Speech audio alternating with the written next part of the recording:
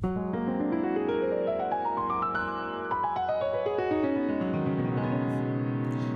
und willkommen in meinem Esszimmer. Vielleicht habt ihr schon gesehen, dass mein Kanal jetzt einen neuen Namen trägt. Cooking Creates Culture. Also Kochen erschafft Kultur. Keine Angst, meine bisherigen Videos bleiben natürlich online und nichts wird sich groß verändern.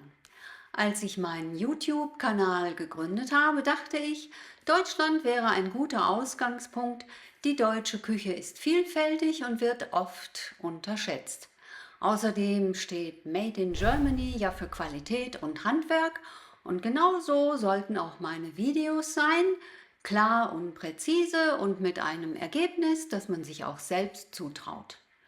263 Videos später habe ich aber die Überzeugung, gute Küche kennt keine Grenzen und der alte Name könnte den Eindruck erwecken, der Kanal sei auf deutsche Rezepte fokussiert. Ich liebe aber die französische, mediterrane und viele andere Küchen. Jedes Land hat seine eigene kulinarische Sprache. Und wenn man sich auf die Küche anderer Kulturen einlässt, erfährt man auch immer etwas über die Menschen, ihre Geschichte, Sitten und Gebräuche. Mit dem, was wir essen, übernehmen wir Verantwortung, zum Beispiel für unsere Gesundheit, für die Umwelt und für den bewussten Umgang mit den Ressourcen.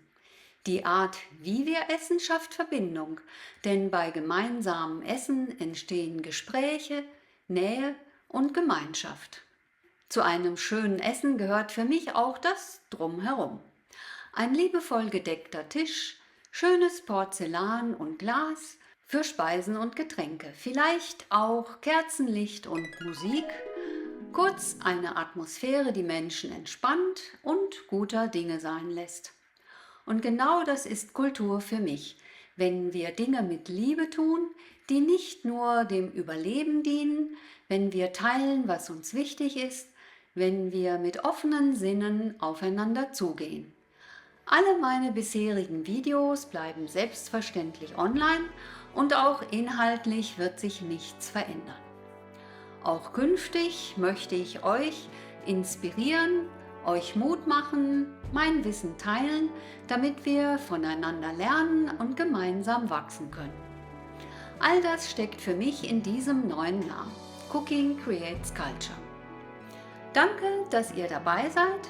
Danke auch für die vielen motivierenden Kommentare. Und jetzt geht's wieder in die Küche.